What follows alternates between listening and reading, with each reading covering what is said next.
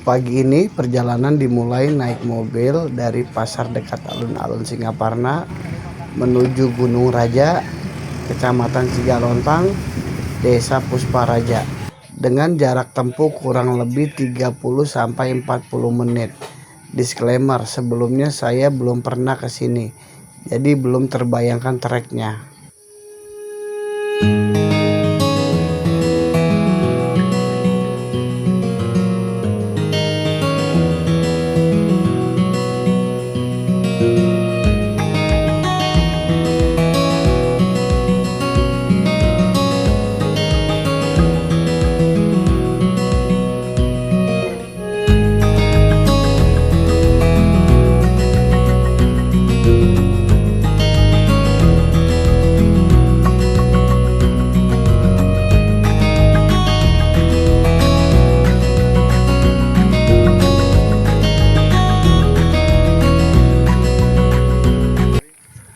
Di sini saya tidak akan membahas jalur trekkingnya, biar kalian lihat sendiri.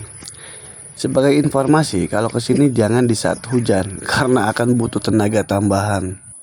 Lebih tepatnya di sini saya akan memberikan informasi tentang sejarah Gunung Raja yang saya dapatkan dari berbagai sumber. Mohon maaf kalau ada kekurangan dalam penyampaian.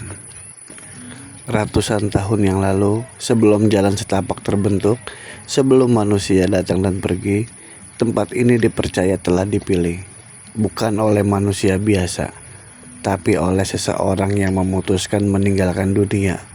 Ia adalah seorang pemimpin, seorang raja yang tidak mencari kekuasaan, melainkan ketenangan. Banyak yang percaya ia datang ke tempat ini untuk satu tujuan, menghilang tanpa benar-benar pergi. Gunung Raja bukan bagian dari jalur pendakian populer. Tidak banyak catatan resmi mengenai sejarahnya. Namun, masyarakat sekitar mewariskan cerita turun-temurun bahwa tempat ini pernah menjadi lokasi pertapaan seorang tokoh penting di masa lalu. Sebagian mengkaitkannya dengan era kerajaan Sunda. Meski tidak ada bukti tertulis, kisah ini terus hidup dan seperti banyak tempat yang dipilih, selalu ada alasan kenapa tempat itu berbeda. Dalam rekonstruksi cerita lokal, seorang pemimpin memilih meninggalkan kekuasaan. Ia datang tanpa pengawal, tanpa simbol kerajaan, hanya membawa satu tujuan, yaitu mencapai kesunyian. Di titik yang kini disebut Gunung Raja, ia menetap, berdiam, menyatu dengan alam. Lalu ia menghilang. Tidak ada jasad, tidak ada penjelasan. Yang tersisa hanya keyakinan bahwa ia masih ada dalam bentuk yang berbeda. Sejarah dan nilai budaya. Gunung Raja tidak tercatat secara resmi dalam sejarah kerajaan seperti kerajaan Sunda, tetapi warisan lisan menjadi sumber utama sejarah. Digunakan sebagai tempat ritual adat atau pencarian spiritual oleh masyarakat sekitar. Sering dikaitkan dengan konsep kesepuhan Sunda, yaitu menjaga keseimbangan antara manusia dan alam. Nuansa mistis dan kepercayaan lokal. Banyak warga percaya bahwa Gunung Raja memiliki penunggu atau energi goib. Beberapa cerita yang berkembang, pendaki sering diminta menjaga sikap dan ucapan. Ada pantangan tertentu, seperti tidak boleh sombong atau berkata kasar. Cerita tentang penampakan atau pengalaman spiritual sering dibagikan secara turun-temurun.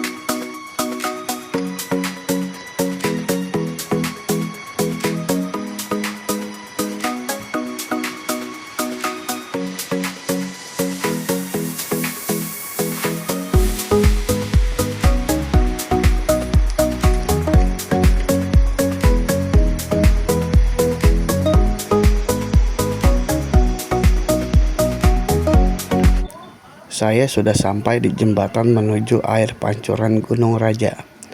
Sebelum masuk, Abah selaku juru kunci atau penjaga tempat setempat memanjatkan doa memohon perlindungan dan pertolongan kepada Allah Subhanahu wa Ta'ala dan sholawat kepada baginda Rasulullah Shallallahu Alaihi Wasallam agar semuanya baik-baik saja. Cerita tentang pancuran air sebagai gerbang ke alam gaib memang sering beredar, tapi penting dibedakan ini adalah kepercayaan dan cerita rakyat. Air ini tak pernah kering, airnya jernih, dingin, dan terlihat biasa saja. Namun, bagi sebagian orang, tempat ini bukan sekedar sumber kehidupan, melainkan titik pertemuan antara dunia manusia dan sesuatu yang tak terlihat. Pancuran air ini juga sering dikaitkan dengan karomah, yakni keberkahan atau keistimewaan yang dipercaya berasal dari kuasa Allah Subhanahu wa Ta'ala. Air untuk penyembuhan. Air pancuran dipercaya bisa membantu memulihkan kondisi tubuh, terutama jika diambil dengan niat baik dan doa. Pembersihan batin. Sebagian orang datang untuk membersihkan diri secara spiritual, bukan sekedar mandi, tapi juga berdoa dan menenangkan pikiran. Pembuka jalan atau ikhtiar. Ada yang meyakini air ini sebagai perantara doa, misalnya untuk kelancaran rezeki atau urusan hidup. Hal yang perlu dihindari agar tidak melenceng dari makna karomah. Menganggap air punya kekuatan mandiri, bukan dari Tuhan. Bergantung tanpa usaha nyata. Melakukan ritual yang tidak jelas atau menyimpang. Tidak boleh ya. Air tetaplah air, mengalir dari alam, sederhana dan tenang. Namun, makna yang diberikan manusia bisa menjadikannya biasa atau penuh keberkahan. Karena sejatinya bukan pancurannya yang memberi, melainkan siapa yang kita minta saat menyentuh air itu. Kenapa dianggap gerbang gaib? Beberapa alasan yang membuat tempat seperti pancuran ini dikaitkan dengan hal gaib. Lingkungan alami yang ekstrim, kabut tebal, suara air, dan hutan sunyi bisa memicu rasa diawasi atau menghadirkan ilusi, suara atau penampakan. Tempat yang alami dan tua sering dianggap punya penunggu atau energi tertentu, sehingga diperlakukan dengan hormat. Cerita turun-temurun. Kalau kamu berkunjung ke sana, hormati alam dan kepercayaan warga. Jaga ucapan dan perilaku. Hindari datang sendirian, apalagi malam hari. Utamakan keselamatan daripada rasa penasaran. Bagi sebagian orang, pancuran ini adalah tempat biasa. Namun, bagi yang lain, tempat ini menyimpan sesuatu yang tidak bisa dijelaskan. Di tempat yang jauh dari keramaian, di antara pepohonan yang diam dan air yang tak pernah berhenti mengalir, manusia sering menemukan sesuatu yang tak ia temukan di dunia ramai. Kita datang ke Gunung Raja mungkin dengan beban, masalah hidup, rezeki, keluarga, atau luka yang tak terlihat. Lalu kita duduk di dekat pancuran itu, menyentuh airnya, dingin, jernih, sederhana. Dan di saat itu bukan airnya yang mengubah kita, tapi hati kita yang akhirnya mau kembali kepada Tuhan. Air itu hanya perantara. Alam itu hanya pengingat bahwa hidup ini terlalu singkat untuk jauh darinya. Di sana, dalam sunyi, tanpa gangguan, tanpa kebisingan, doa terasa lebih jujur, air mata jatuh lebih ikhlas. Mungkin itu sebabnya banyak orang pulang dari Gunung Raja bukan membawa sesuatu, tapi meninggalkan sesuatu, kesombongan, kegelisahan, dan beban yang selama ini dipikul sendiri. Dan mereka pulang dengan hati yang lebih ringan, lebih tenang, lebih dekat dengan Tuhan. Gunung tidak pernah menjanjikan kekayaan, air tidak pernah memberi emas. Yang ada hanya alam yang mengajarkan satu hal sederhana, bahwa hidup tidak dibangun dari jalan pintas, tapi dari usaha, doa, dan kesabaran. Air itu mungkin tidak menyembuhkan, tapi ia bisa menenangkan. Dan dalam ketenangan itu manusia kembali berdoa dan berharap kepada satu-satunya yang benar-benar bisa menyembuhkan. Air itu mengalir tanpa memilih siapa yang datang. Gunung Raja tidak pernah berbicara, tidak menjanjikan apa-apa.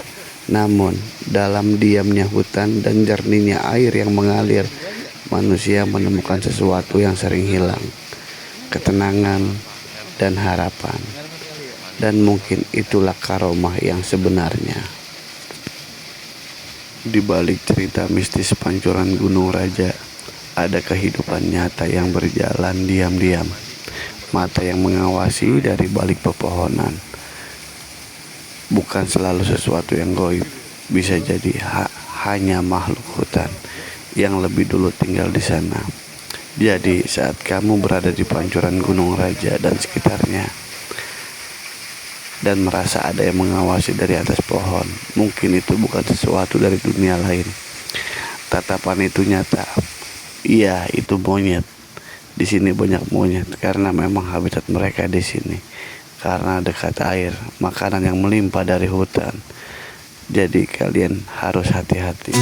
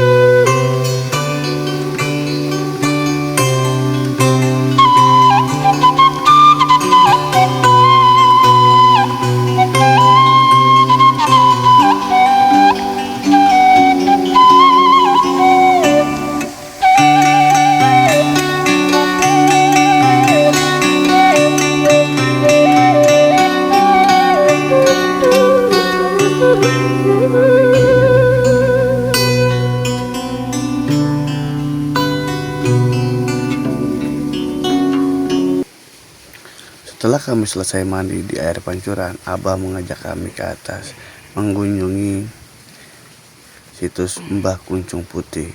Ada yang bilang di situ makam, ada juga yang bilang di situ hanya petilasan.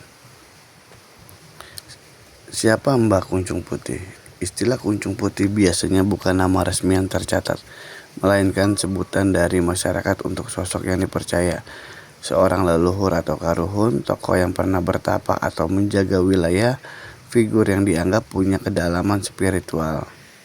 Di banyak cerita lokal, tempat ini sering dianggap makam tua. Ada juga yang menyebutnya hanya petilasan. Cerita turun-temurun tentang penunggu atau penjaga hutan. Ada juga pengalaman orang lain yang merasa berbeda saat di sini. Hal-hal ini membuat tempat tersebut dianggap punya nilai spiritual oleh sebagian warga. Hormati tempat sebagai bagian dari budaya lokal. Jangan mengkultuskan atau meyakini berlebihan tanpa dasar. Jika ziarah, niatkan sebagai doa kepada Tuhan, bukan kepada tempat. Hindari praktik yang tidak jelas atau menyimpang. Di Pasir Handap ada sebuah makam yang disebut Kuncung Putih, tanpa nama pasti, tanpa cerita yang utuh, namun tetap hidup dalam ingatan dan keyakinan manusia. Dan mungkin yang membuat terasa sakral bukan siapa yang dimakamkan, tapi rasa hormat yang terus dijaga dari generasi ke generasi. Langkah kaki mulai menjauh dari derasnya air terjun.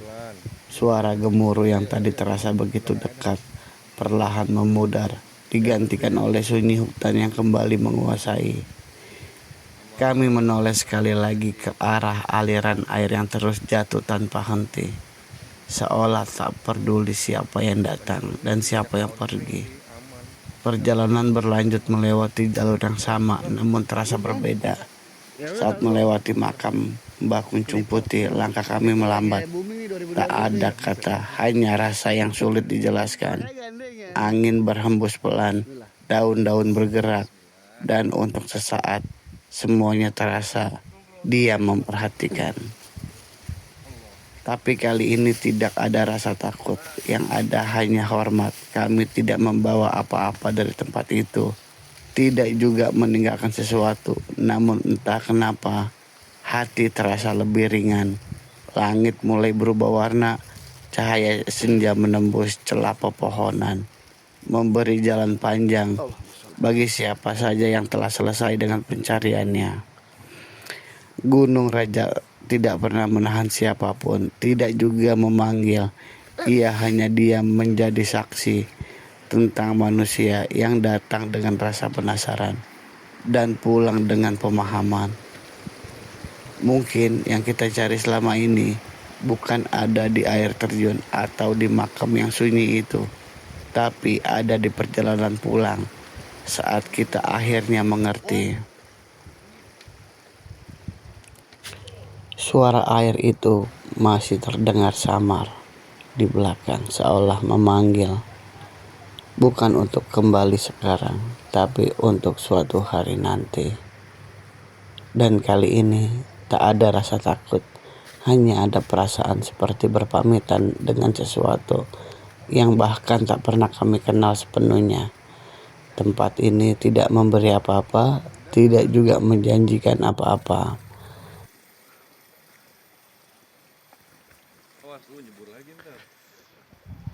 Banyak yang datang ke Gunung Raja nyari kesembuhan, bahkan kekayaan, tapi pulangnya malah bawa sesuatu yang lain. Di sini ada pancuran air yang katanya berkaroma dan makam Mbah Kuncung Putih yang dianggap sakral. Orang percaya airnya bisa menyembuhkan. Ada juga yang nekat cari jalan pintas hidup. Tapi faktanya air itu cuma air pegunungan, jernih, dingin, menenangkan. Dan makam itu hanya pengingat bahwa semua manusia akan kembali. Gunung Raja tidak memberi apa-apa, tapi entah kenapa semua yang datang pulang dengan perasaan berbeda. Namun di balik sunyinya ia memberi sesuatu yang lebih halus, ketenangan, kesadaran, dan ruang untuk kembali mengenal diri sendiri. Airnya mengalir, makamnya diam, gunungnya tetap berdiri. Dan manusia datang lalu pergi membawa cerita dan meninggalkan sebagian dari dirinya di sini. Awalnya terasa ringan, seolah semua yang mengganggu sudah tertinggal di belakang. Tapi semakin jauh melangkah, semakin terasa lelah itu datang lagi. Bukan lelah di kaki, bukan juga di badan, tapi lelah yang diam-diam tinggal di dalam hati. Di sana, di dekat air terjun, semuanya terasa cukup tenang. Namun saat kembali ke jalan pulang, realita perlahan menyusul. Pikiran yang tadi hilang mulai kembali satu persatu. Masalah yang sempat dilupakan kini ikut berjalan di belakang. Dan langkah ini tak lagi sama seperti saat datang. Lebih berat, lebih pelan, seolah ada yang tertinggal dan ada yang ikut terbawa. Terima kasih, Gunung Raja.